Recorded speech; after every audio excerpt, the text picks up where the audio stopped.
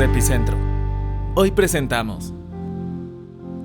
Vamos al Mateo 33. ¿Qué dice? Todos a la vez, una vez. 1, 2, 3. ¿Qué dice?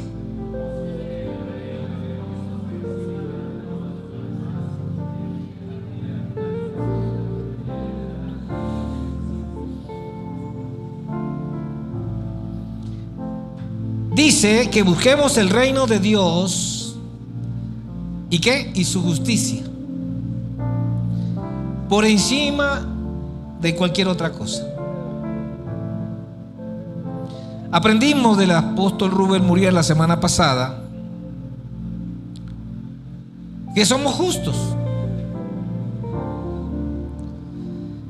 Que somos justos delante de ¿quién? Delante de Dios. Diga, delante de Dios. Y si somos justos delante de Dios,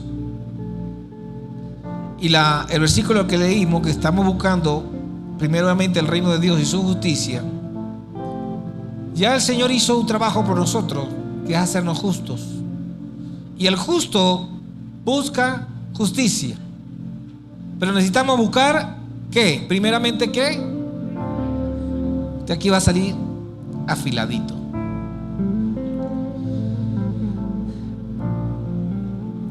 Aprendimos que el sacrificio de la cruz nos ha limpiado, ¿verdad?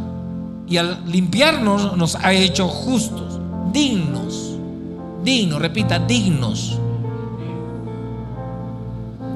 Incluso nos recordó cuál debería ser nuestra meta. La meta nuestra es el trono de la gracia. Sencillito, ¿verdad? Él nos hizo dignos, nos hizo justos, nos limpió y nos hizo merecedor ¿de qué? De la gloria de Dios. ¿Sí? Por eso el evangelio de la comodidad, el evangelio de la prosperidad, el evangelio del crecimiento, el evangelio de que vaya usted a saber, nos convierten en unas personas demandantes. Nos convierten en personas centradas en que nos resuelvan los problemas.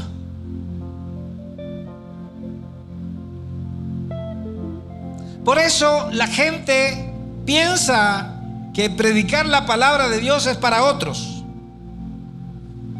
Yo voy por lo mío. Yo voy por lo que yo necesito. Y convierten a Jesús, en vez de ser un Jesús salvador, convierten en un Jesús solucionador de problemas, un proveedor de soluciones. Entonces no tenemos un Jesús salvador, sino un Jesús que nos resuelve los problemas. Querida familia, querido oikos de Dios, el verdadero evangelio no existe sin la cruz, sin la resurrección. No existe sin la ascensión en los cielos. No existe sin el trono de la gracia. El evangelio nos permite ver el trabajo completo que hizo Jesús. Por eso debemos despertar de las malas enseñanzas. Diga, malas enseñanzas que nos han dicho sobre Jesús, su vida, su muerte, su resurrección, su ascensión en los cielos. Nos hemos llenado de mucho evangelio light, ligero. Pero todo padre, ¿cuántos padres sabemos aquí? Somos bastante. Todo padre es aquel que prepara a sus hijos para la vida.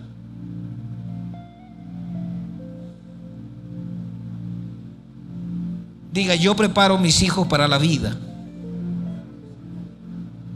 Incluso la vida espiritual es nuestra responsabilidad.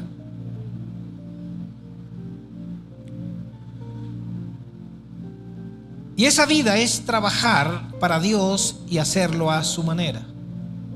Vivir una vida de acuerdo a los mandatos que Dios nos ha entregado y vivirlo a su manera.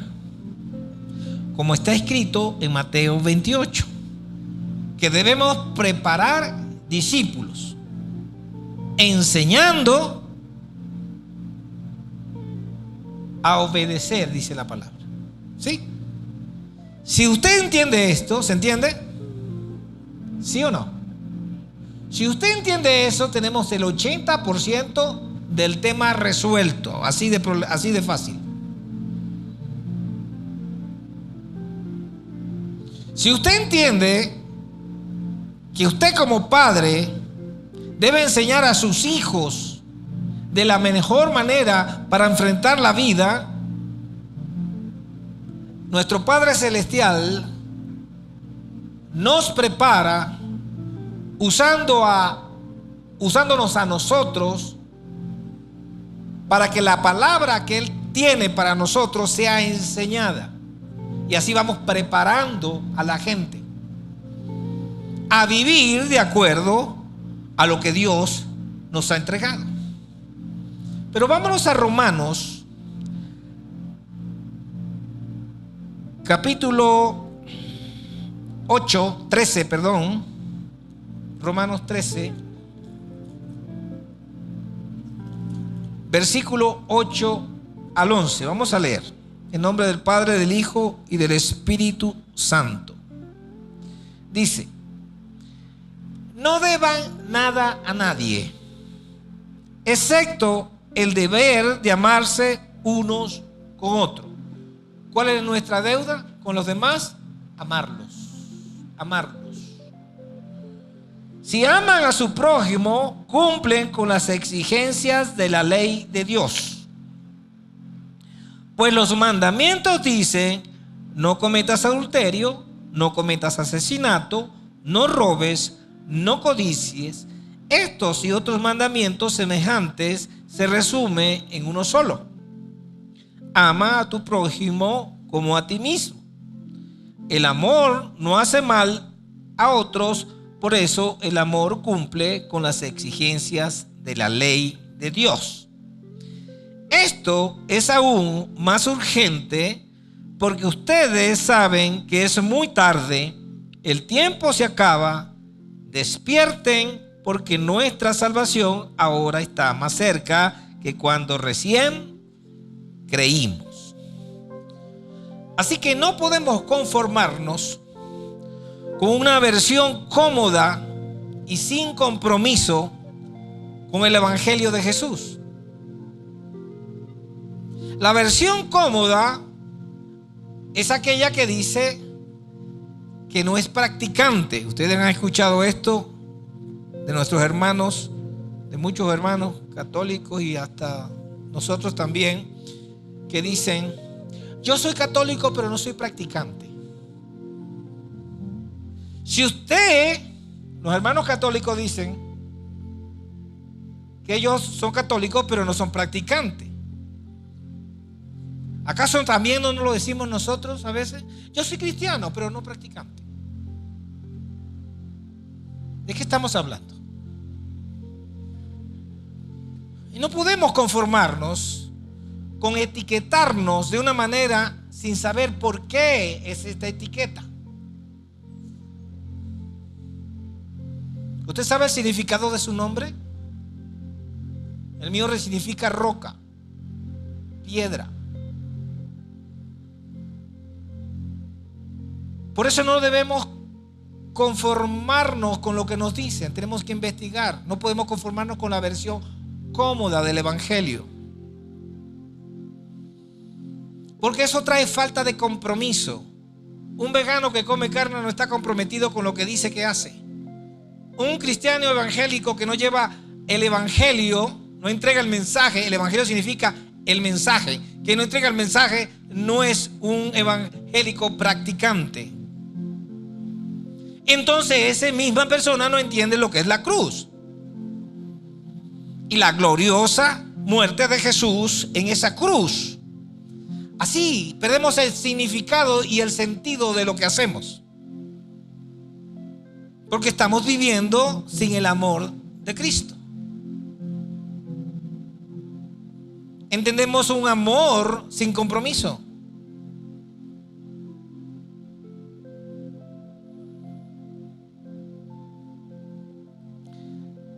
La única manera, como dice el versículo 14, es que nosotros podamos estar vestidos en la presencia del Señor. No diciendo qué somos, sino demostrando lo que somos. Poniendo siempre nuestra mirada en la cruz. La cruz es la máxima representación manifestada en un hombre, manifestada en Jesús, sobre ti y sobre mí. Es la importancia, el amor de Dios a toda la humanidad. Dice que entregó su único hijo a morir en la cruz, pero este hijo lo hizo por obediencia y fue voluntariamente a entregarse. Él se hizo sacrificar voluntariamente por toda la humanidad, para que no estuviésemos nosotros en una muerte eterna, llevando todos nuestros pecados, todas nuestras faltas en esa cruz del Calvario.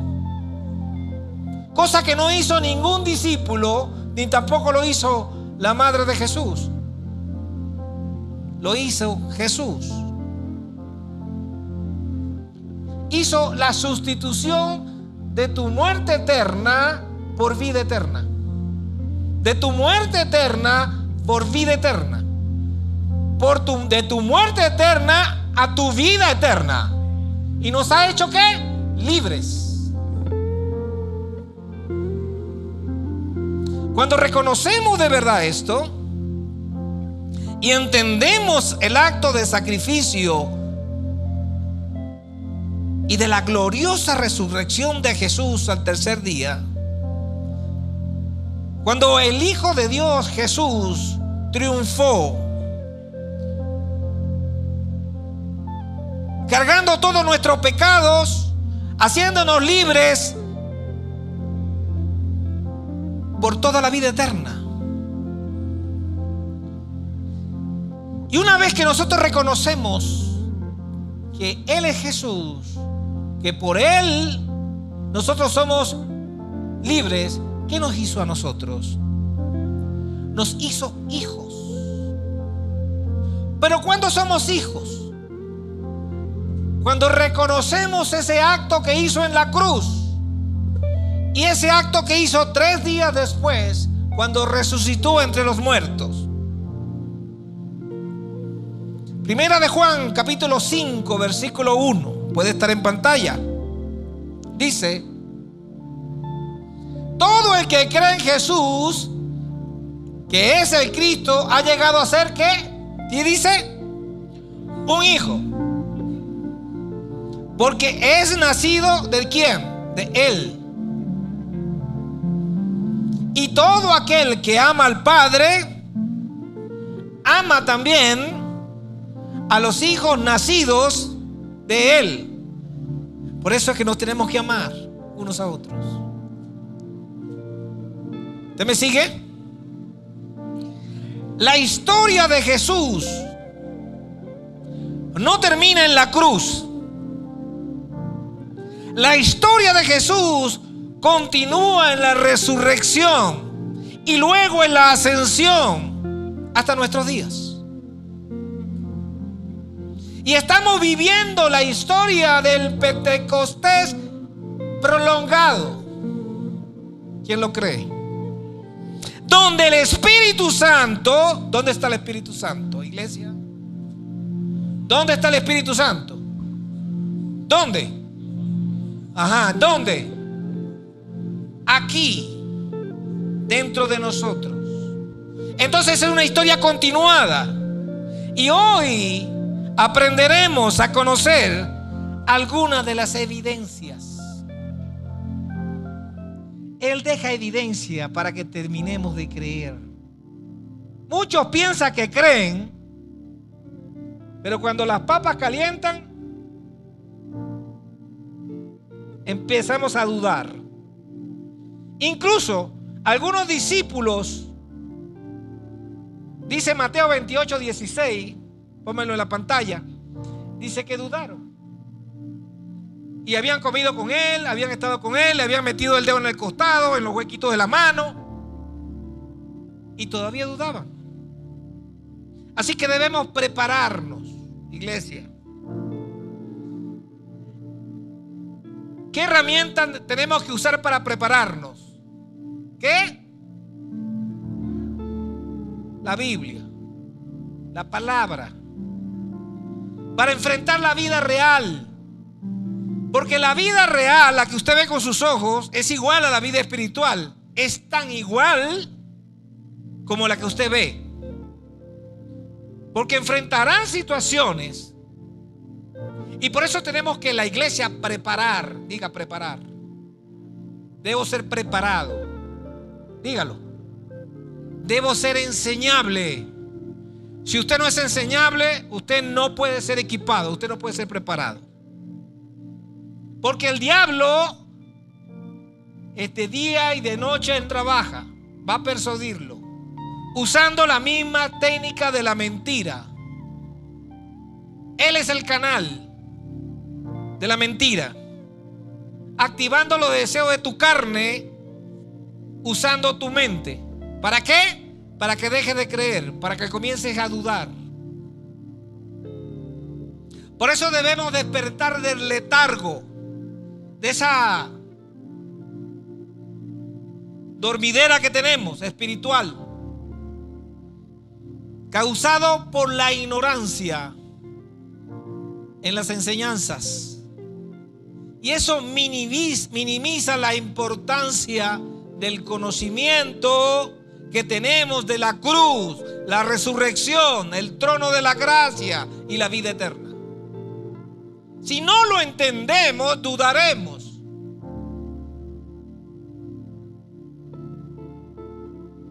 El profeta Oseas, lo van a ver en pantalla, capítulo 4, versículo 6, dijo esto: mi pueblo está siendo destruido porque no conoce. Otra versión dice: mi pueblo fue destruido porque le faltó, ¿qué?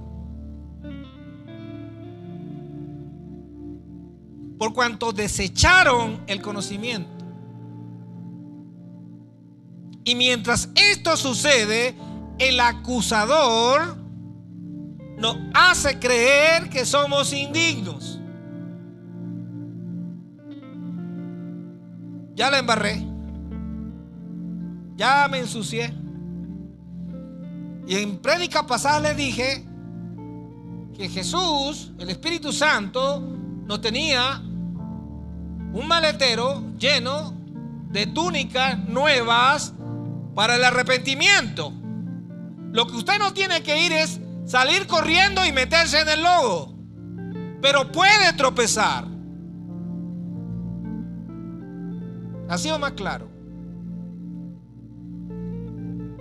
¿Qué dice el libro de Apocalipsis, capítulo 12, versículo 10? Y vamos a leerlo juntos en pantalla.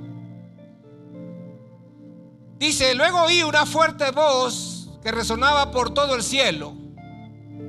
Dice: por fin han llegado la salvación y el poder del reino de nuestro Dios y la autoridad de su Cristo.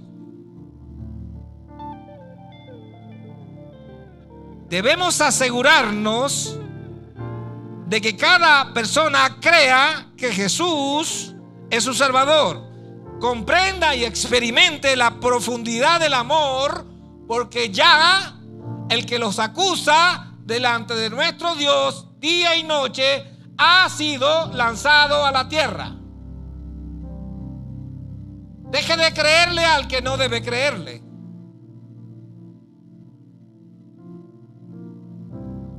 que me va a ir mal. Seguro que esto me va a pasar. Tiki, tiki, tiki, tiki, tiki.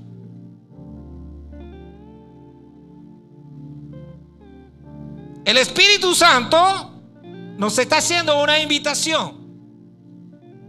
Nos está diciendo: conózcanme. Yo he estado con ustedes siempre. Abracen el Evangelio de Jesús. Él nos convence de todo pecado, dice la palabra, porque Jesús hizo su obra completa a nuestro favor.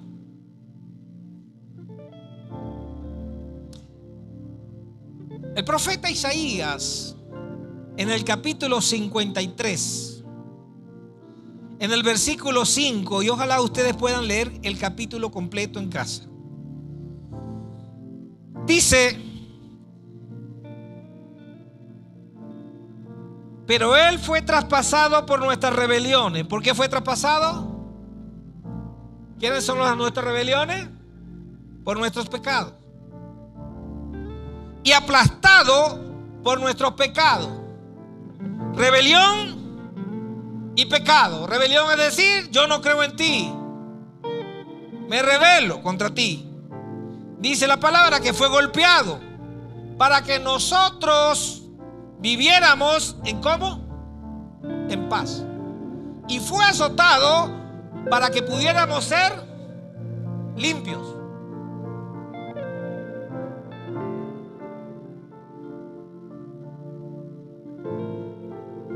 Pero ¿qué dice Isaías 25:8? Dice que ese mismo personaje, para nosotros hoy Jesús, destruirá la muerte para siempre y secará las lágrimas de todos nosotros y quitará la vergüenza y el deshonor como la imposición de penas para los pecados y delitos. ¿De quién? De nosotros, de toda la tierra. ¿Por qué? Porque Jehová lo ha dicho, que es nuestro Dios. ¿Quién dice amén? ¿Usted me va siguiendo? Por eso existen evidencias para creer que el Señor Jesucristo, en el Señor Jesucristo, en Jesús, se cumplieron todas estas profecías. Porque Él fue traspasado. Él fue violentado por nuestras rebeliones y pecados. Pero Él destruyó al tercer día cuando resucitó entre los muertos.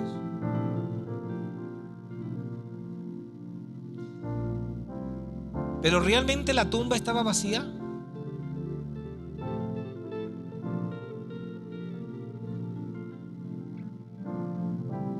¿La tumba había quedado completamente vacía? Mirémoslos en la Biblia. En la tumba habían quedado evidencias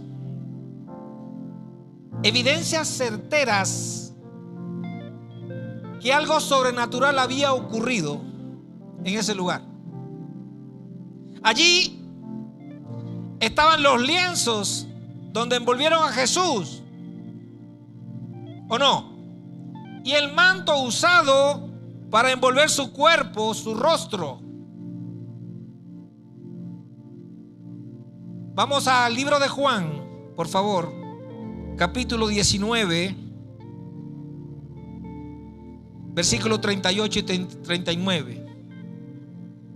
Y hagamos una secuencia histórica comenzando por aquí, de la Biblia, y una reconstrucción de los hechos y un peritaje del lugar, como si cada uno de nosotros tuviese una lupa buscando una evidencia que me convenza, que convenza a los incrédulos de que esto sucedió.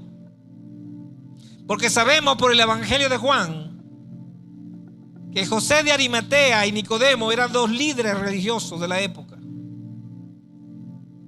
José de Arimatea se dirigió a Pilato, le era una autoridad, y le pidió el cuerpo de Jesús para hacerle una digna sepultura.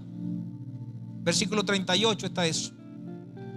Una vez que se había verificado que la muerte de Jesús se había realizado, y quien verificó esto eran los peritos de Roma, se le entregó el cuerpo según la tradición judía para darle sepultura, una digna sepultura. Prepararon ungüentos,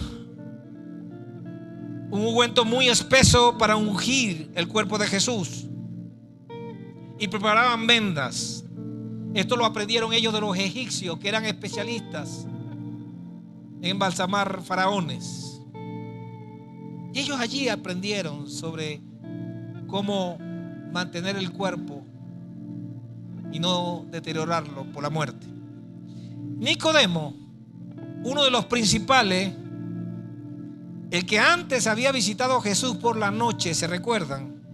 Acompañó a José de Arimatea a retirar el cuerpo, versículo 39. Y trajo consigo, miren lo que trajo: un compuesto de mirra y de aceite. ¿Saben cuántos kilos fueron? 33 kilos. Considerado lo suficiente para proteger el cuerpo de un rey. Eso era lo que usaban para proteger un cuerpo de un rey. Eso nos dice a nosotros la importancia que le dieron estos sacerdotes de la época al cuerpo de Jesús. Tomaron el cuerpo de Jesús, lo untaron con ese menjurje espeso y comenzaban a envolverlos en vendas, que ya ellos llamaban, en la Biblia dice, lienzos. Diga conmigo, lienzo. Y envolvieron el cuerpo de Jesús, pedacito por pedacito. Pero ese ungüento, ese aceite, esa melcocha, se pegaba a la piel y se pegaba al lienzo, a la venda. Y al poco tiempo eso se endurecía tanto que no permitía que el cuerpo se descompusiera de manera rápida. Eso se convertía así como algo que difícil de despegar, como una camisa de fuerza. Todo el cuerpo fue hecho o embalsamado de esa manera, para usar una palabra, envuelto, dicen los judíos. Embalsamado, decían los egipcios. Luego que envolvieron en una pieza separada a Jesús, su cabeza, con un sudario.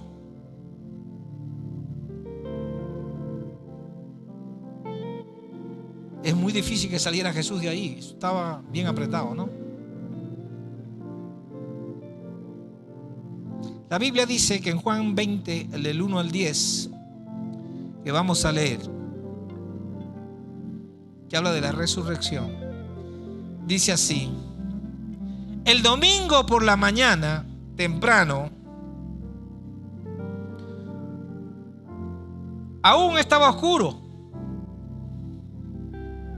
Dice la palabra que María Magdalena llegó. En otras versiones decía María Magdalena y la otra María. En otras decían las mujeres y María y las Marías.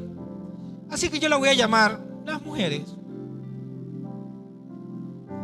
Vinieron muy temprano por la mañana a rendirle culto, ofrenda a la tumba de Jesús. Y encontraron que la piedra estaba movida.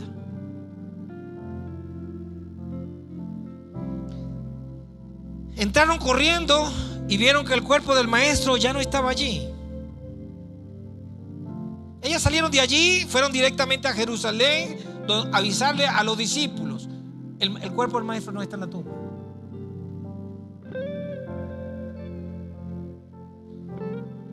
Ellos, Juan y Pedro, saltaron, dice la palabra, de donde estaban y salieron corriendo. Juan era más rápido que Pedro, Juan era más joven que Pedro, y Juan llegó primero a la tumba.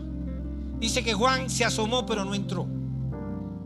Pero cuando después llegó Pedro, Pedro entra.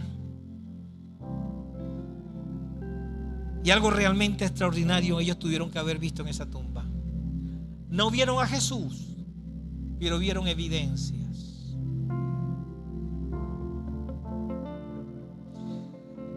La Biblia dice en el versículo hecho que vieron, cuando vieron, creyeron. ¿Pero creyeron en qué? ¿Qué creyeron? ¿Por qué creyeron? ¿Pero qué fue lo que vieron dentro de esa tumba que creyeron? Algo los impresionó tanto que los hizo cambiar de opinión, los hizo creer. Definitivamente era la forma como habían quedado los lienzos y el sudario.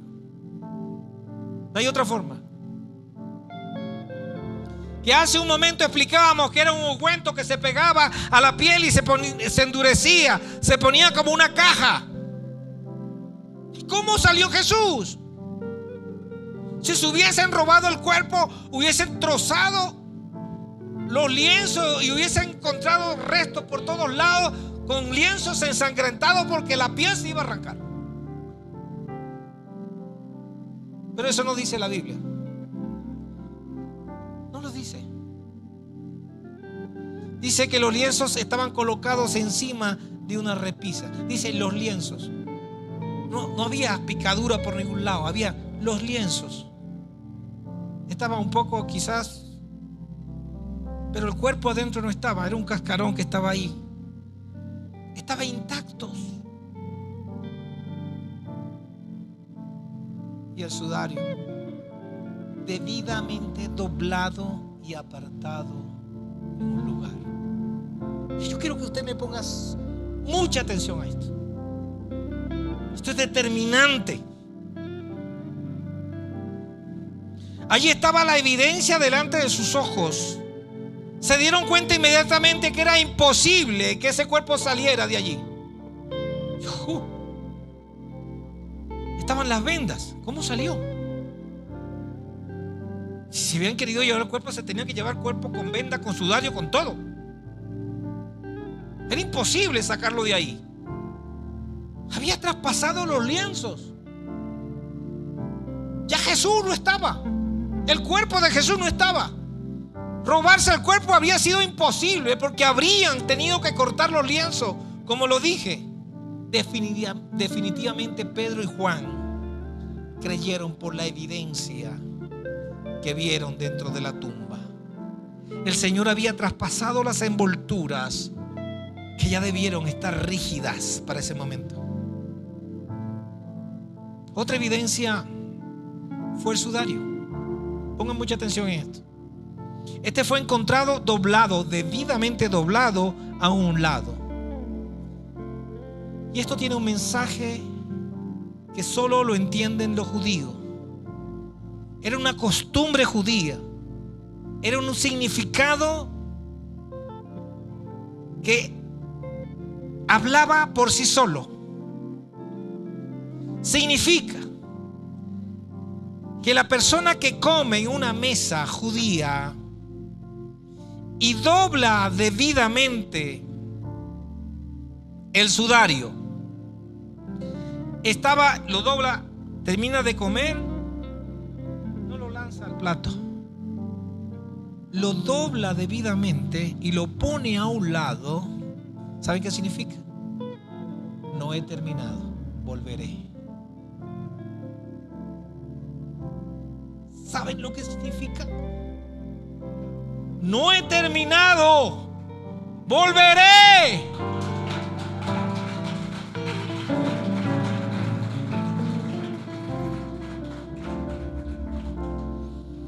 El Señor dejó los lienzos como una evidencia.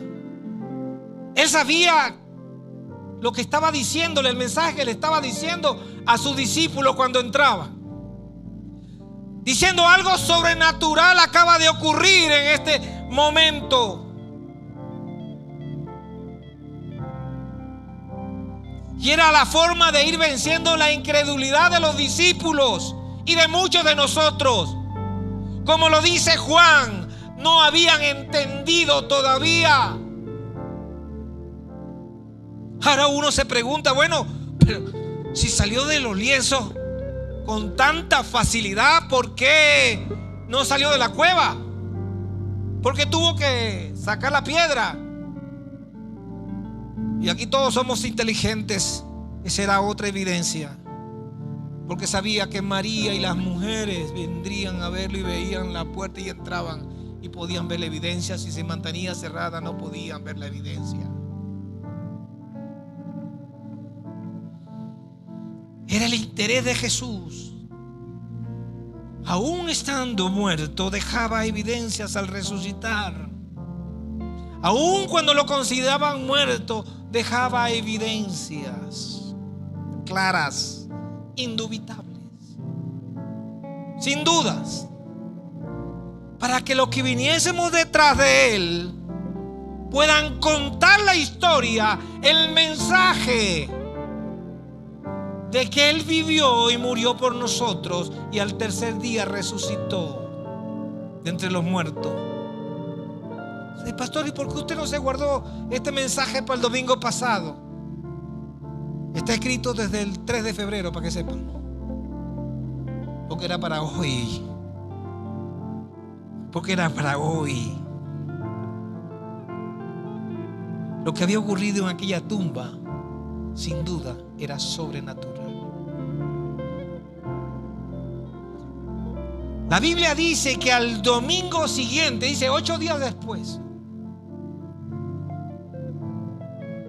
que lo vieron, lo único que lo vieron era María, que lo vio cuando volvió a la tumba y vio los dos ángeles. Lo pueden leer en la Biblia. Pero ¿qué dice que pasó el domingo siguiente? Juan 20, 19, 23.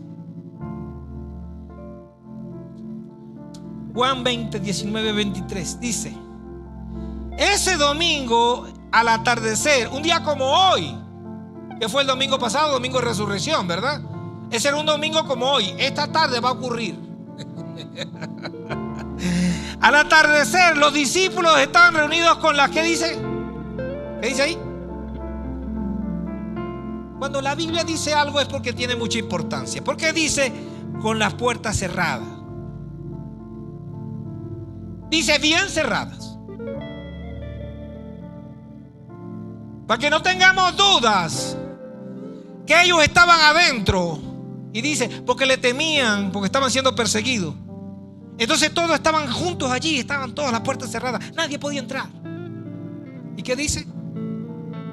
Que Jesús se presentó en el aposento donde estaban reunidos. No dice Jesús tocó la puerta y le abrieron. Dice Jesús en medio se les apareció.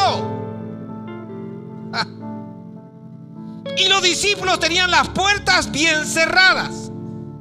Y allí apareció. Había traspasado las paredes de la misma forma como había salido de entre las vendas. Para que no, otra evidencia, para que no quedara duda. Pero faltó un detalle. ¿Cuál, pastor? El incrédulo no estaba.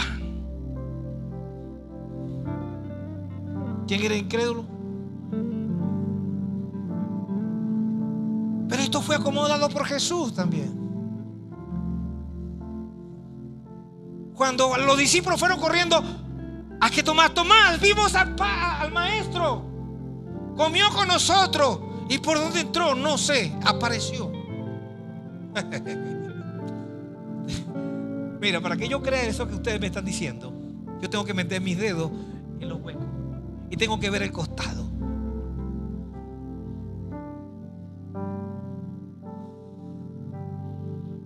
Mateo 28, 8 días dice que las primeras personas que vieron a Jesús fue María Magdalena y la otra María. Lo dice en Mateo 28. Lucas 24:13 dice que se les apareció a los discípulos que iban el camino a Emaús. No era cualquier discípulo, eran unos discípulos que habían acompañado a Jesús y que habían estado en la muerte y la crucifixión de Jesús. Lo pueden leer en Lucas 24:13. Luego se les apareció a un grupo de discípulos en un aposento que ya les conté, donde no estuvo Tomás.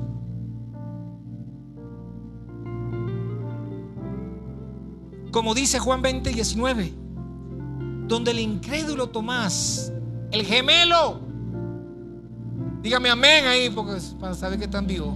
Amén, amén, está bien. Usted tiene que aprender de esto. Usted tiene que llevar este mensaje.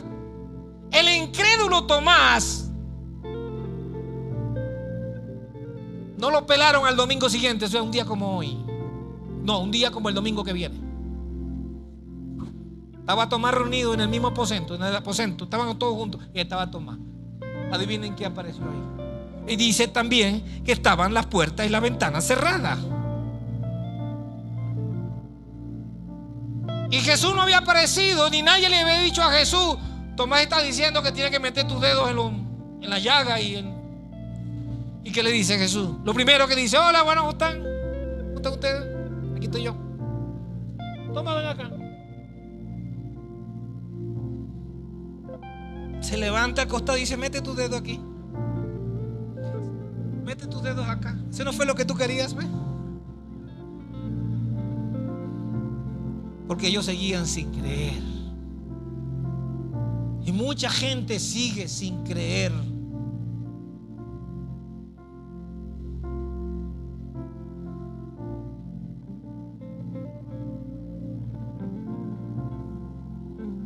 Viéndolo, atravesó las ventanas, atravesó la puerta, atravesó las paredes, se me presentó.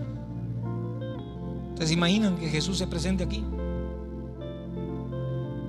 ¿A cuántos de nosotros le diría: ven acá, mete? Ven.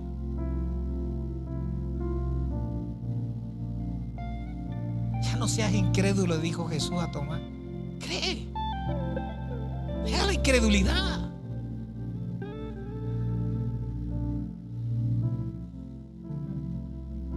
En el primer capítulo de los Hechos de los Apóstoles, los discípulos se vieron ante la necesidad de encontrar otro apóstol. ¿Se acuerdan? El número 12 para sustituir al que se ahorcó o el que se lanzó por el barranco y se desparramaron Pero tenían unas condiciones que está en la Biblia. Dice que tenía que ser un hombre. Vamos al Hechos 1:15, por favor. Que tenía que ser un hombre testigo de su muerte y de su resurrección. Tenía que haber estado ahí. ¿Sabe cuántos estaban ahí? ¿Sabe cuántos candidatos? Según Hechos 1:15, 120. Poco gente lo vio resucitado, ¿no? 120. Además de esos 120, dice en el libro de los Hechos 40, capítulo 10, 40 al 41, dice que Jesús se reveló a sus testigos, se hizo ver por los testigos predestinados por Dios. Eran unos cuantos, no eran cualquiera. Después de su resurrección, lo vio una cantidad de gente, dejó evidencias por todos lados. Yo creo que si hubiese existido el ADN de Jesús, él hubiese escupido ahí. Una evidencia, ¿verdad? Por aquí pasó Jesús, aquí está la evidencia. Pero no existía en ese momento. Estos testimonios que cuenta la palabra, no lo estoy inventando, voy versículo a versículo, sobre la resurrección de Jesucristo, tiene un peso significativo y debe tener un peso significativo en nuestra vida. Dejemos de ser tan ligeros. ¿Qué me interesa a mí? Él no estaba y yo creo y punto. ¿Y cómo lo va a explicar? Si usted no se mete más, ¿cómo va a predicar? No solo por la cantidad de personas que afirmaron haber visto a Jesús,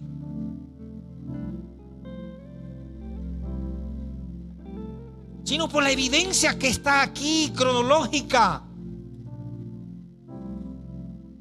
Pablo, cuando escribió primero de Corintios 15:6, menciona que más de 500 hermanos vieron a Jesús. Pablo, que no le conoció vivo, y dice que más de 500 hermanos le conocieron.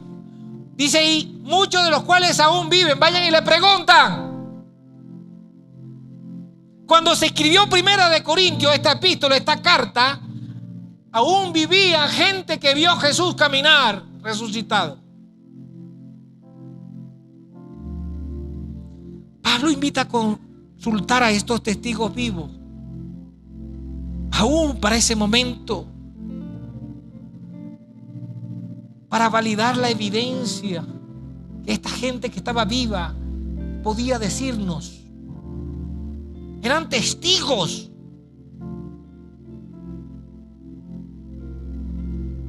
Pero hay más evidencia. El libro de Lucas. Lucas nunca conoció a Jesús, nunca caminó con Jesús. Lucas era un discípulo del apóstol Pablo. Lucas escribió el Evangelio de Lucas para un señor que llamaba, a él apreciaba mucho, hermano Teófilo. Y si era hermano de Lucas, era hermano mío y hermano tuyo. Y también se dice que escribió el libro de los Hechos. Hasta hoy,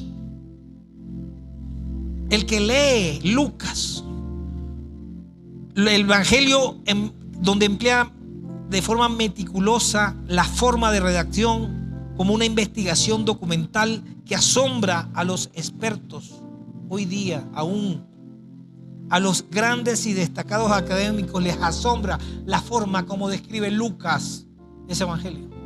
Y no conoció a Jesús. Otra evidencia es el cambio radical de los apóstoles, unos tipos timoratos. Pedro había negado a Jesús 3 veces y luego Pedro se levanta y se le convierte en 5 y después 3,000. Después fue a hacer el milagro, levantó al que estaba paralítico, el cojo que dice la Biblia, retando al Sanedrín. Ya el tipo no era un cobarde, ya ningún apóstol era un cobarde. Ellos cambiaron, eran otras personas. Cuando el Espíritu Santo viene a nosotros, ya no somos más cobardes. No nos da miedo hablar de Jesús. Pedro, su valentía salía de una convicción interna que la gente decía: este es Pedro el que se asustó cuando le preguntaban: ¿tú eres un discípulo? Digo, no, yo no. Estás confundida. Seguro que es otro que se parece a mí, no fui yo.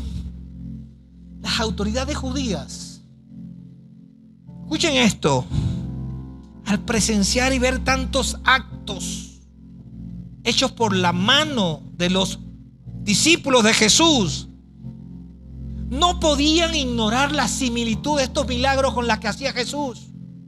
Decían: están haciendo lo mismo, crucificamos a uno, ahora hay 12, ahora hay más de 500 personas. Se están convirtiendo unos con otros. Era evidente que los milagros de Jesús continuaban y se multiplicaban. Pedro y Juan retaron al Sanedrín. Lo puede leer en Hechos 3, 13, 16. Imaginen el poder transformador desatado en esa época por un grupo de hombres simples, sencillos, nada académicos, sin influencia política, sin dinero, sin recursos económicos. Cambiaron una historia. ¿Cuántos eran? Unos dicen 12, 120. ¿Qué más da? ¿Usted se imagina esta cantidad de gente que hay aquí, que no hay menos de 60 personas empoderadas del Espíritu Santo, llevando la palabra de Dios con valentía, cambiando lo que éramos por lo que seremos, por lo que somos? Ellos lograron difundir el Evangelio de Jesús sin tapujos. Tampoco termina la historia en la resurrección. Como le explicaba el apóstol Muriel la semana pasada, el Evangelio oculto, el Evangelio del trono de la gracia, que no es más que el lugar donde está nuestro Señor Jesucristo y donde nosotros deberíamos ir cada vez que necesitemos de Él. Es el trono de la gracia. Juan capítulo 14, 20. Dice así: cuando yo vuelva a la vida, ustedes sabrán que estoy en mi Padre. ¿Dónde está? Dentro, en. Y que ustedes están en mí. Wow. Cuidado con lo que se está leyendo aquí, ¿no? Y yo en ustedes. Vamos a leer. Cuando yo vuelva a la vida, o sea, cuando resucite, ustedes sabrán que estoy en mí, Padre, que estoy en mi Padre, y que ustedes están en mí y yo en ustedes. ¿Dónde está el Espíritu Santo? En nosotros, Padre, Hijo y Espíritu Santo.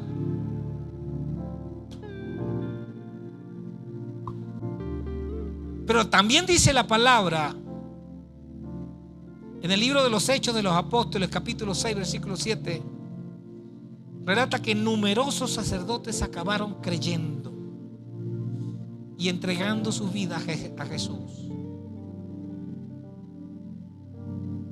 Este gran movimiento causó preocupación entre los líderes religiosos. Había una preocupación, yo creo que se meta en el personaje.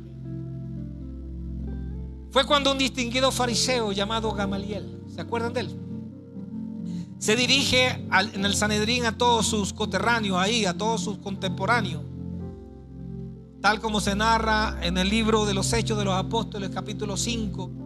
Gamaliel les advierte con prudencia sobre las consecuencias de oponerse a ese movimiento. O sea, ellos sabían que ese movimiento estaba allí.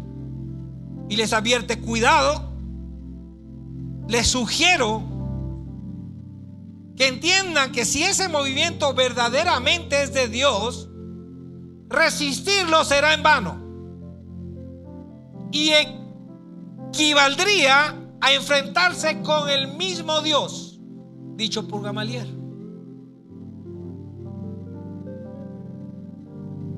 La evidencia era tal que el mismo Gamaliel lo tuvo que reconocer.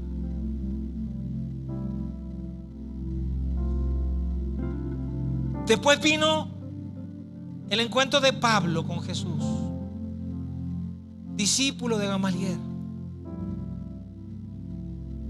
Y de ser un perseguidor, otra evidencia,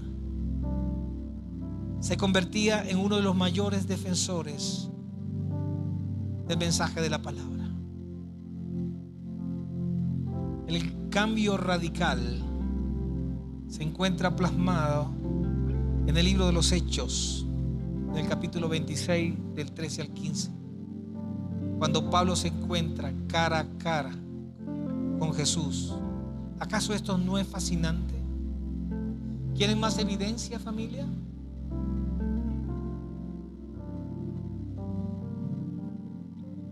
Podemos ir a un lugar donde cada piedra puede gritar la verdad, porque Jesús es capaz de hacer eso.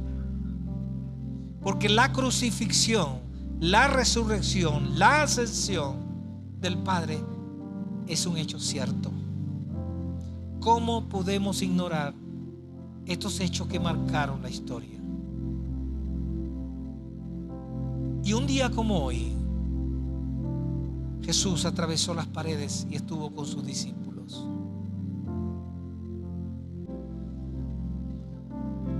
Hoy me gustaría desafiar a las familias que están aquí, a todos los corazones que vinieron hoy y las mentes abiertas a escuchar la palabra. Cuando dice: busquen primeramente el reino de Dios y todo lo demás será añadido. Él les dará todo lo que necesitan. Deja de seguir buscando las añadiduras de Dios. Busca al Creador, el dueño, el papá de los helados. En estos tiempos es muy fácil caer en esa trampa del evangelio cómodo, fácil, sencillo. El que dice el evangelio no practicante.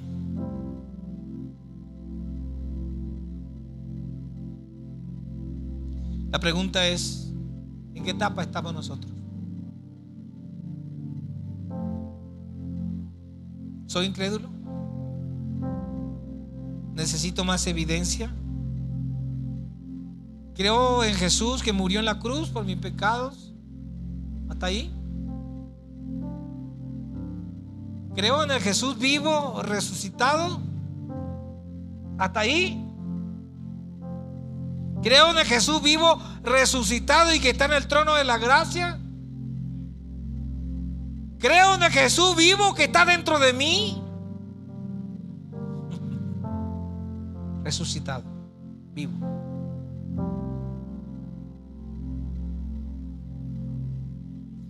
Deja que el perdón haga brotar el fruto del Espíritu Santo que está en ti.